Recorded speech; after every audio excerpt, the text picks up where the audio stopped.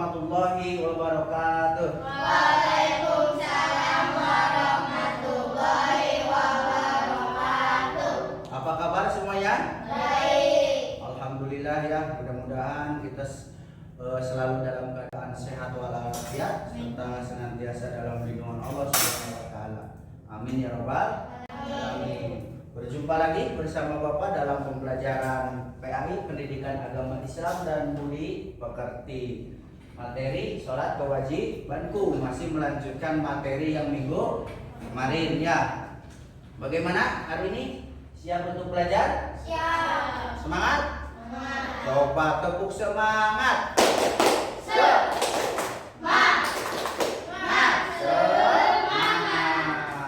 Masih ingat gak aku konsentrasinya? Selamat pagi. Tepuk satu kali. Selamat siang. Dua Kali. Selamat sore. kali. Selamat malam. Oke. Nanti kalau pas pembelajaran Bapak selamat malam berarti langsung gak boleh berisik. Selamat siang. Oke, kurang konsentrasi cuma sekali dia. Iya tak? Oh iya, bagus. Selamat pagi. Iya bagus, berarti masih konsentrasi. Oke, kalau masih konsentrasi dan harus selalu konsentrasi ya sampai pembelajaran selesai. Oke, sebelumnya Bapak mau absen dulu siapa aja yang tidak hadir pada pertemuan kali ini karena hanya sedikit ya, banyak yang nggak hadir ya. Siapa yang nggak hadir? Jihan ya. Dirli, Jihan. Dirli gimana? Sakit? Sakit. Jihan? Sakit. Pina? Sakit juga. Iya, ya. Berarti yang sisanya hadir semua, alhamdulillah ya. Mudah-mudahan yang sakit semoga diberikan kesembuhan oleh Allah Subhanahu wa taala ya. Amin ya rabbal alamin. Sebelum mulai pembelajaran, mari kita awali dengan berdoa terlebih dahulu. Siapa nih yang mau memimpin doa? Kian? Oke, boleh Kian, silakan pimpin doa sebelum belajar. Biar kita bersama-sama membaca doa sebelum belajar. Berdoa mulai. Bismillahirrahmanirrahim. Raditu billahi robba wa bil islami dina wa bil muhammadin nabiyya wa rasulah. Rabbi zidni ilman warzuqni fahman. Amin ya rabbal alamin. Alhamdulillah, kita sudah berdoa, mudah-mudahan ilmu yang akan kita dapatkan menjadi ilmu yang bermanfaat. Amin ya rabbal alamin. Oke, sebelum pembelajaran masuk ke materi, Bapak mau tanya dulu materi yang minggu kemarin, yaitu materi tentang apa? Perilaku yang mencerminkan pemahaman ibadah sholat. Apa kira-kira perilaku yang mencerminkan tentang ibadah sholat? Haikal, tahu nggak? Terhadap sesama, menghindari perilaku tercela.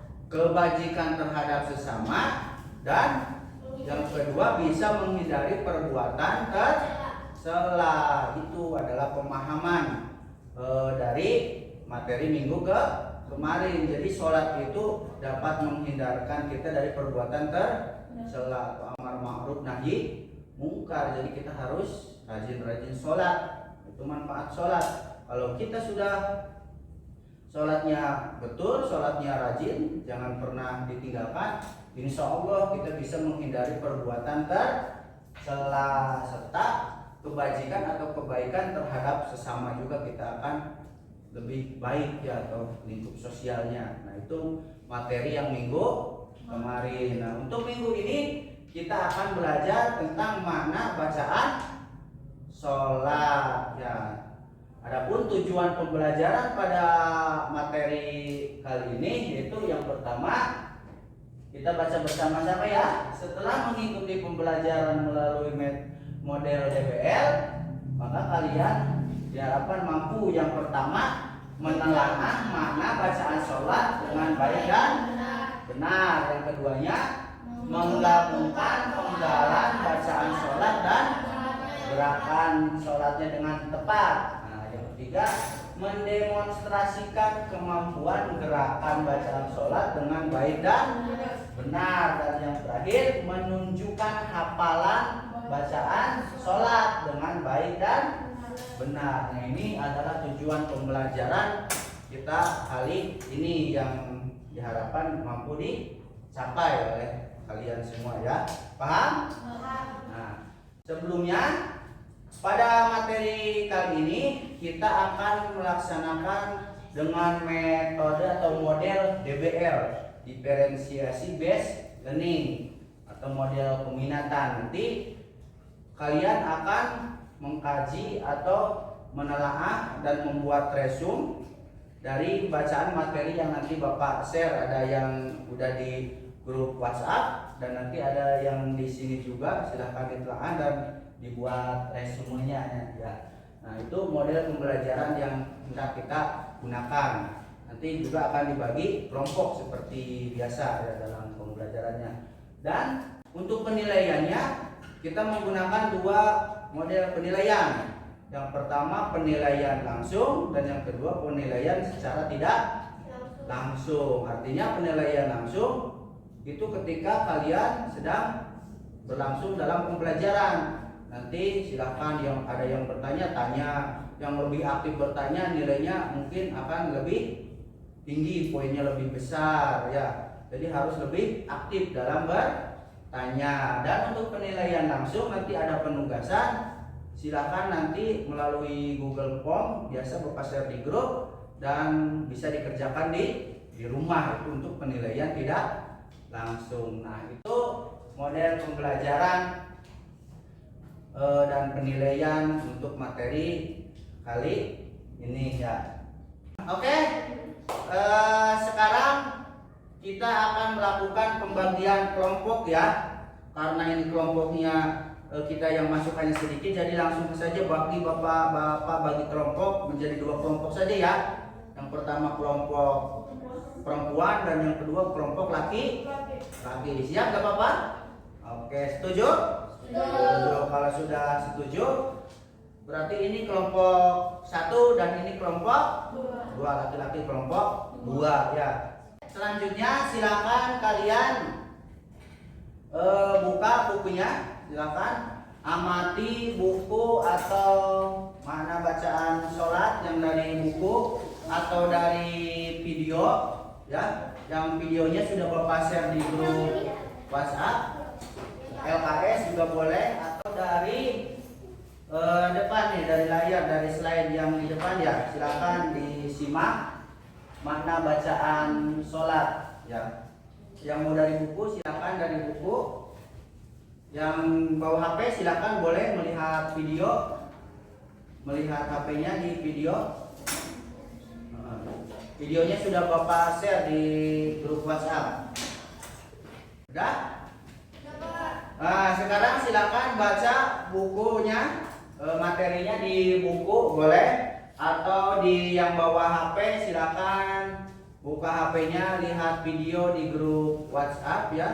Atau mau melihat dari depan, dari slide juga boleh, tidak apa-apa, ya. Silakan diamati materinya, dibaca baik-baik untuk materi mana bacaan sholat. Terus gambar-gambar juga dilihat, gambar gerakan sholat serta bacaannya, bacaan i'tidal seperti apa. Kalau yang dari video gampang tuh, udah sesuai antara gerakan dan bacaannya sudah jelaskan, daripada melihat buku, kan. Siapa yang melihat video? Oh, Shelly melihat video, bagus Shelly. Oke, sudah sudah selesai, ya. Sudah, Pak. Kalau sudah selesai, ada yang ditanyakan nggak? Saya, Pak. Apa? Pak, bacaan doa iftitah boleh yang pendek nggak, Pak? Bacaan doa kita boleh nggak yang pendek nggak? Boleh nggak? Nggak boleh. Iya kan, bacaan sholat itu ada yang pendek dan ada yang panjang, ya. Semuanya sama. tapi itu bacaannya ada yang beda. Haikal nanya boleh yang pendek atau yang panjang? Yang di sana kan yang panjang ya, yang di materi ya. Tapi ada juga di video mah yang pendek. Nah itu boleh yang mana? Mau yang pendek atau yang panjang? Kalian pilihnya? Pendek. Yang pendek boleh, yang panjang juga boleh. Jadi boleh yang mana saja kita gunakan. Yang nggak boleh itu yang nggak sholat ya. Jadi yang panjang benar, yang pendek benar, yang nggak benar, yang nggak melaksanakan sholatnya. Jadi kita yang penting mah kita melaksanakan sholat, terserah bacaannya mau yang panjang atau yang pendek. Ada yang ditanyakan lagi? Siapa yang mau bertanya lagi? Oh, Kian, mau tanya apa Kian?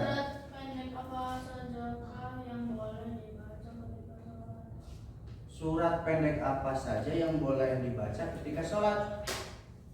Surat pendek. Oh, setelah surat Al-Fatihah. Oh, surat pilihan setelah surat Al-Fatihah itu kan sunnah. Jadi boleh yang mana saja kita baca, mau yang pendek surat Al-Kausar atau mau surat Al-Baqarah juga boleh silakan yang mana saja. Itu kan hanya untuk 2 rakaat pertama di sholat subuh, berarti semuanya menggunakan. Sholat maghrib rakaat ketiga berarti tidak. Sholat zuhur, asar, isya untuk rakaat ketiga dan keempat tidak menggunakan surat-surat pendek. Jadi boleh yang mana saja ya dibaca. Yang penting surat-surat dari Al-Quran, bukan hadis yang dibacanya, tetapi surat-surat yang ada di dalam Al-Quran. Nah, jadi silakan kita menggunakan bacaan mau yang panjang atau mau yang pendek, atau suratnya mau yang mana saja. Yang jelas atau yang terpenting kita melaksanakan sholat. Tidak usah menyalahkan yang panjang salah atau yang pendek salah. Yang salah yaitu yang tidak melaksanakan sholat ya. Nah silakan ya, kalian membuat tugas yang meresum. Silakan kalian resum dari materi tadi yang sudah di-share atau dari buku, atau ada kelompok yang membuat tugas menyelaraskan atau menjodohkan antara bacaan dan gerakan sholat ya. Silakan nanti dikerjakan. Yang membandingkan atau menjodohkan silakan nanti dipasangkan antara bacaan dan gerakannya.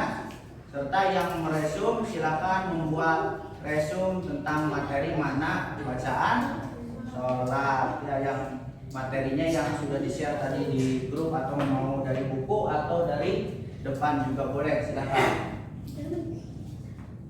Nah selanjutnya kalian silakan pasangkan, gabungkan ya, ini gabungkan gerakan dan bacaan sholat.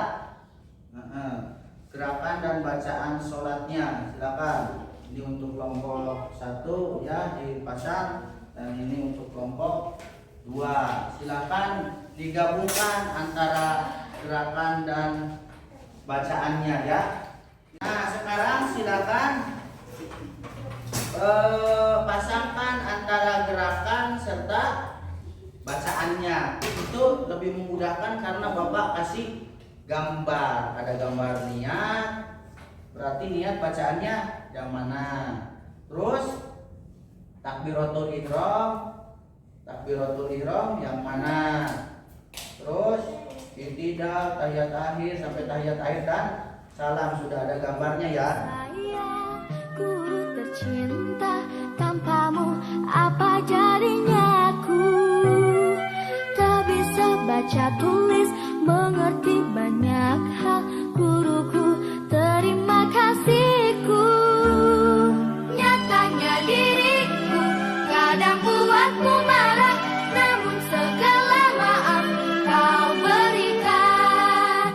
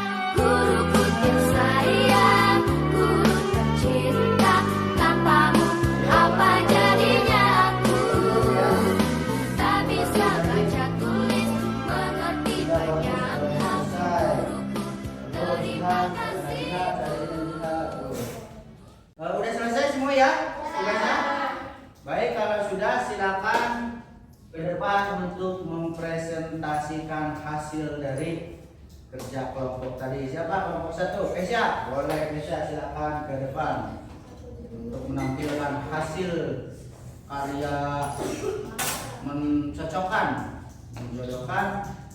antara gerakan dan bacaan sholat. Silakan perlihatkan ke depan. Ini adalah tata cara sholat 5 waktu antara gambar gerakan dan bacaannya. Bacaannya takbiratul ihram diawali dengan takbiratul ihram, kita membaca Allahu Akbar, kemudian membaca doa kita. Apa doanya? Allahu Akbar Terus selanjutnya membaca surat Al-Fatihah, terus membaca surat-surat pendek tadi yang ditanyakan, boleh yang mana saja, terus ruku. Setelah ruku, bangun dari ruku, terus iktidal. Rabbana lakal hamdu mil samawati. Nah, terus lanjutkan ke sujud. Duduk di antara dua sujud, terus duduk tasyahud. Ya, tasyahud itu ada 2, tasyahud awal dan tasyahud akhir ya. Terus diakhiri dengan salam. Ya, terima kasih kepada kelompok 1 yang sudah menyelesaikan tugas portofolionya, membuat tugasnya ya dengan rapi, ada warna-warnanya juga. Terima kasih. Berikan dulu tepuk tangan. Ya.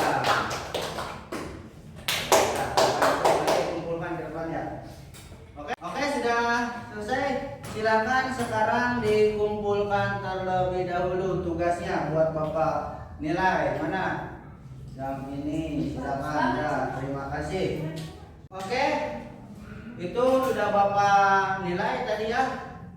Untuk nilai yang mendapatkan yang terbaik untuk tugas kali ini dimenangkan oleh kelompok 1 ya, grup Kesya, Seli serta Najiha ya, sudah bagus. Dan yang juara kedua sudah pasti kelompok 2 ya. Sebenarnya semuanya hasilnya sudah bagus, sudah cocok.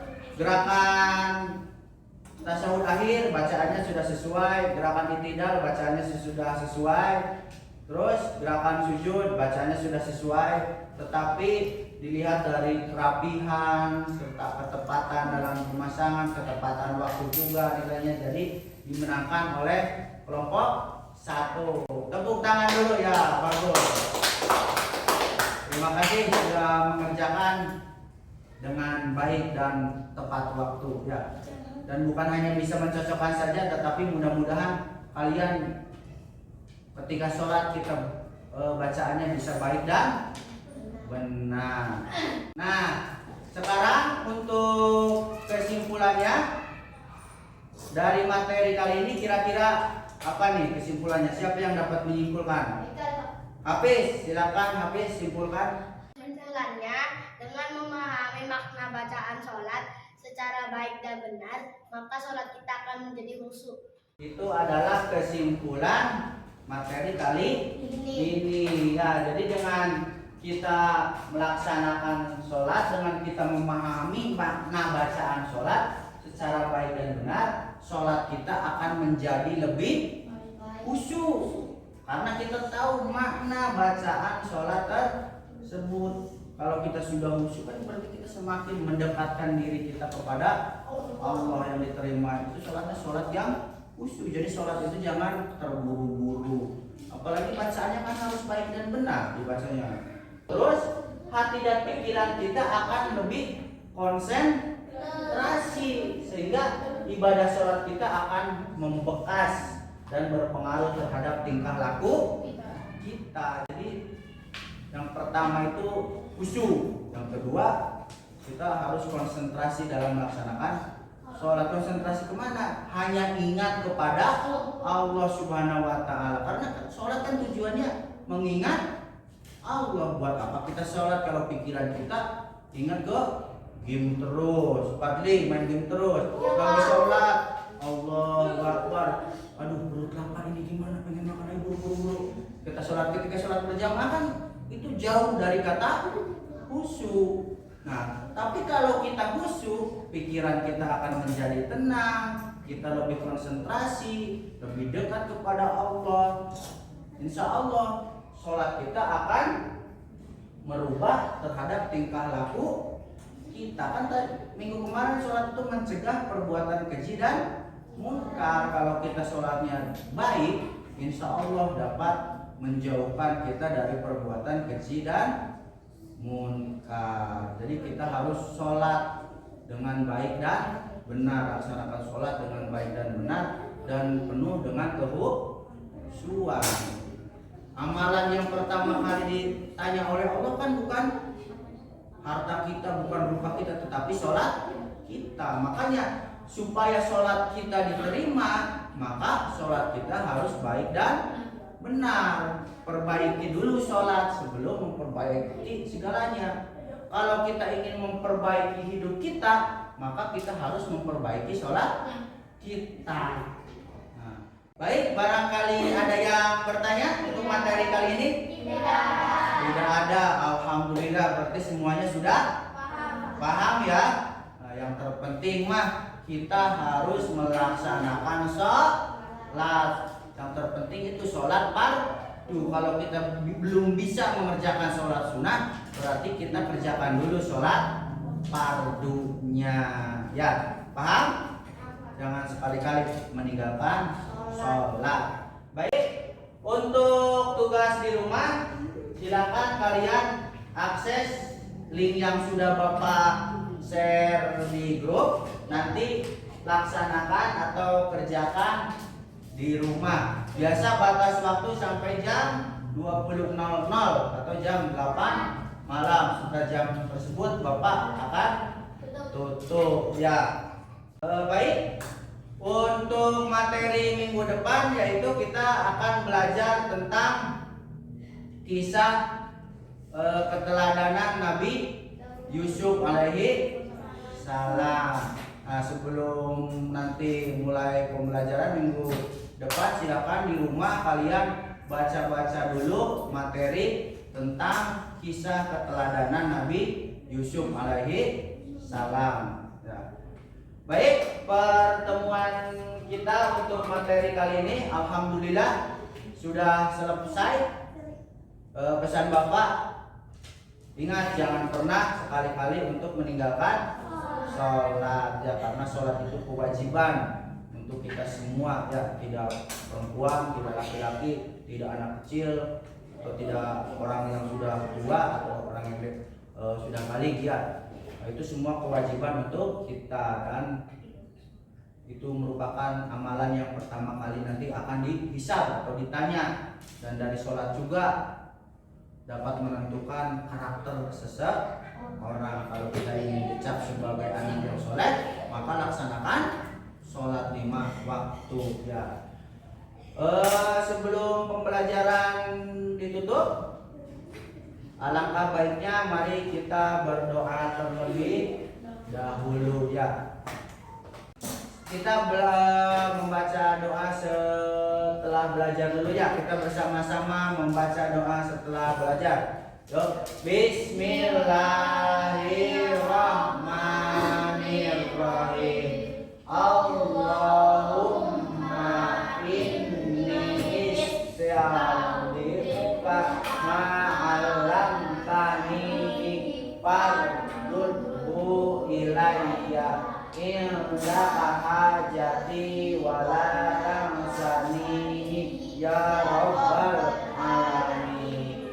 Mudah-mudahan dengan kita membaca doa ilmu yang tadi kita dapatkan menjadi